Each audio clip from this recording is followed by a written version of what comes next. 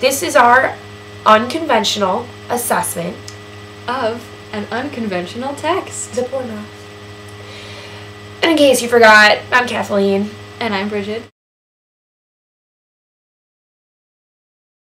We are talking about The Poor Mouth, which you have read, I know, because it's required for the class. Mm-hmm. And basically, our thesis is that, correct me if I'm wrong here, Okay. At first glance, The Poor Mouth is just funny. You just, as educated students that we are, we're so educated, we just see it as a parody. A very humorous parody. Yeah. This book is merely masquerading as a parody and a satire. There's a lot of reality within the book that sort of gets hidden by the humor.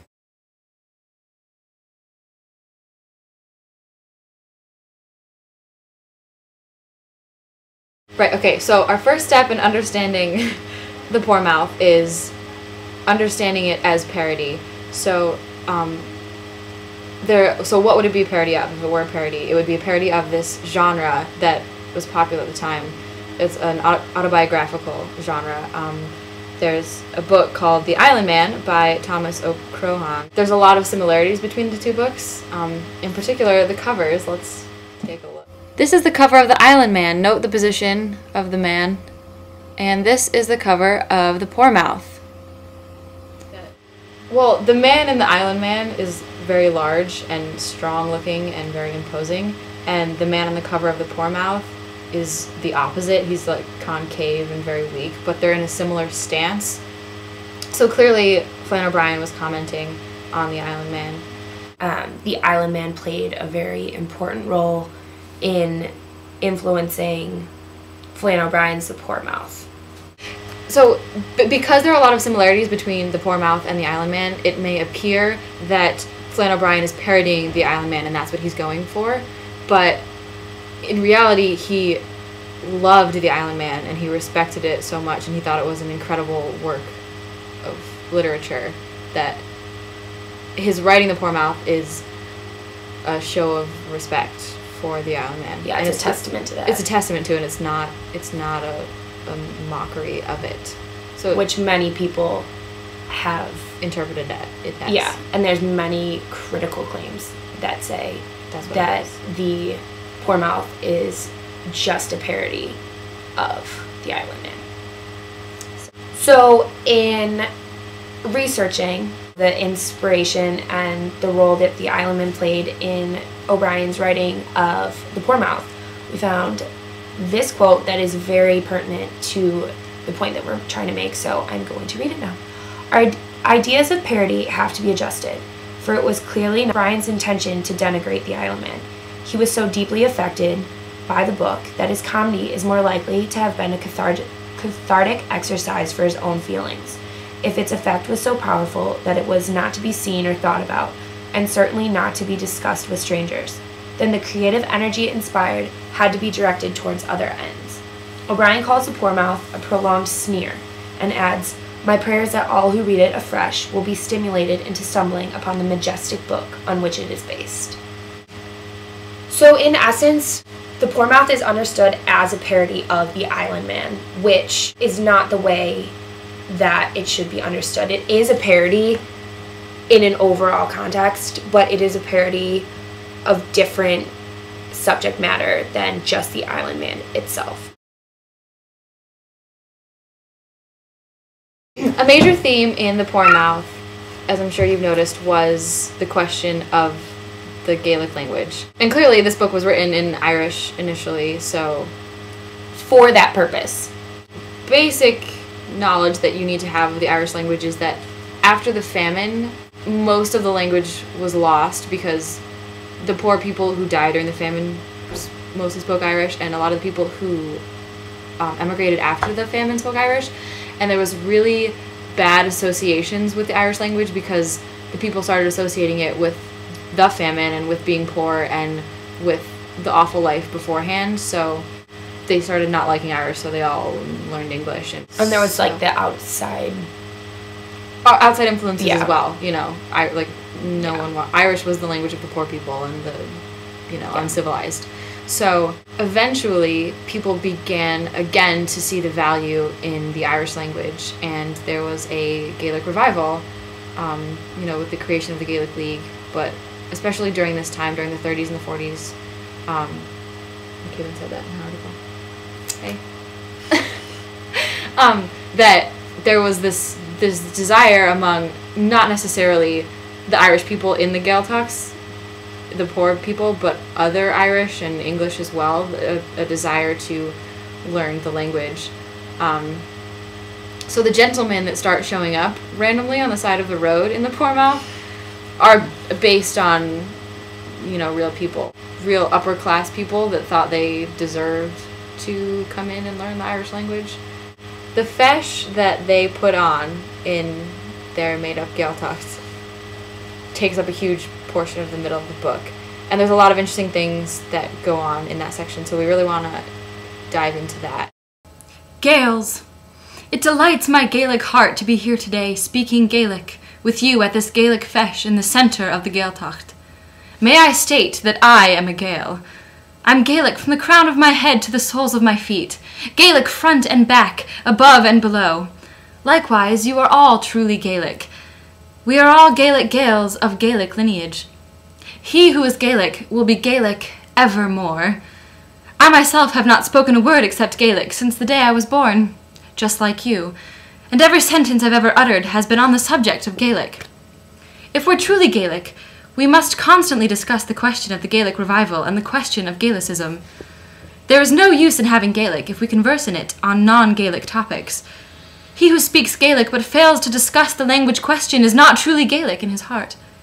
Such conduct is of no benefit to Gaelicism because he only jeers at Gaelic and reviles the Gaels. There is nothing in this life so nice and so Gaelic as truly true Gaelic Gaels who speak in true Gaelic about the truly Gaelic language. I hereby declare this feis to be Gaelically open. Up the Gaels! Long live the Gaelic tongue! It's sort of ridiculous, isn't it? How many times the word Gaelic is thrown in there. Oh, it's completely ridiculous. But it makes it funny. Right, it was hilarious. I laughed out loud. But why does that happen? During the Gaelic revival, there were people that came in who thought they were respecting the language, but the way they went about what they were doing was actually disrespecting the language. They weren't doing it for the Irish people, or actually for the language at all. They were doing it for themselves and doing it for whatever selfish reasons they had, and they were all high and mighty about it when there were people suffering that they refused to see. That one scene when they come in and there's, the most Irish man because he's so poor, and they smash his water bottle, like his glass that has water in it, because it ruins the image of him, of the perfect, poor Irishman. They romanticized saving the Irish language. They didn't see the people that were connected to the Irish language, and they weren't helping. They weren't actually helping. They thought they were helping, but they weren't doing anything that was actually helping. So Flann O'Brien was just making them look ridiculous with this feis that he creates, and that really upset a lot of people. And he says that. He says, "It is by no means all you say it is, but an honest attempt to get under the skin of a certain type of Gael, which I find the most nauseating phenomenon in Europe. I mean the baby-brained Dawn-burst brigade who are ignorant of everything, including the Irish language itself. I'm sure were plentiful enough in your own day. I cannot see any real prospect of reviving Irish at the present rate of going and way of working. I agree absolutely with you when you say it is essential, particularly for any sort of a literary worker. It supplies that unknown quantity in us that enables us to transform the English language, and this seems to hold of people who know little or no like Joyce. It seems to be an inbred thing." So he knows, Flann O'Brien knows this, and this is the point that he is trying to make in writing The Poor Mouth, but this is also when the parody comes in. He's parodying these people and the fact that they are trying to know and revive this language without, kind of like what Bridget said, without reviving all that the language encompasses, which is so much more than just words. And the language isn't just a language, it's a tradition, and it's a way of life, and it fits into this larger puzzle piece that by undermining these people, Flann O'Brien is trying to get this point across. And because of what we said earlier as to how this book is received and understood as a parody of the Island Man, this point is being so completely blocked from most readers' view.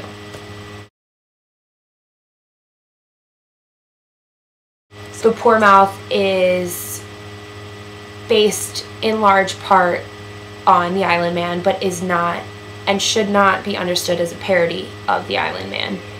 The point that, you know, with the Gaelic revival, O'Brien is saying in the Poor Mouth, this is the point that he's trying to parody. He's trying to bring attention to the absolute absurdness of these people in reviving this language without truly understanding and having a grasp on what the language encompasses as a whole.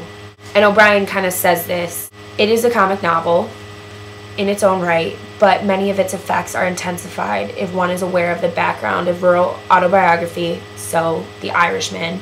Islandman. The Islandman, on which it at least partly depends.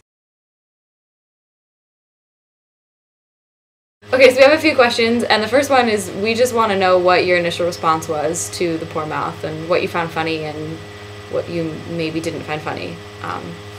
Just because it can be interpreted so differently by every single person, and we want to know what you thought. And our other question is, what do you think of our assessment of it being a parody, but not the parody that everyone thinks it is, right?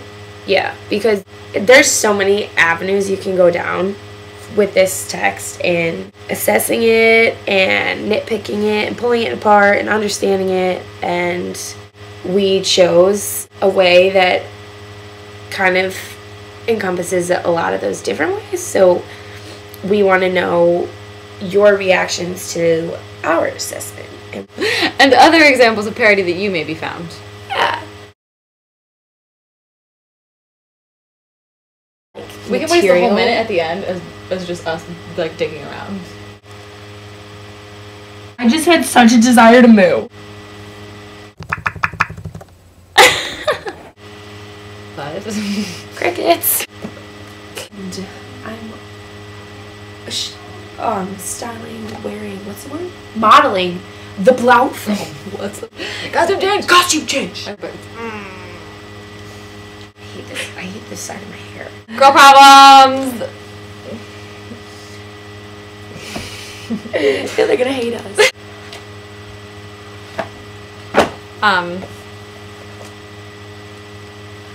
It is a truth universally acknowledged that a young man in possession of a large fortune must be in want of a wife. Is it unprofessional to be drinking Pepsi in the middle of this message?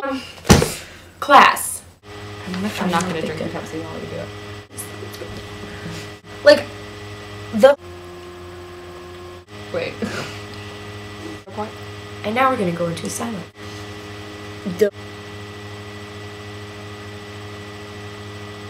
What is the point? I came in like a wrecking ball. Good. Good. That's where we're at. That is the level we're at right now. It's not even midnight. It's a long day. Been a long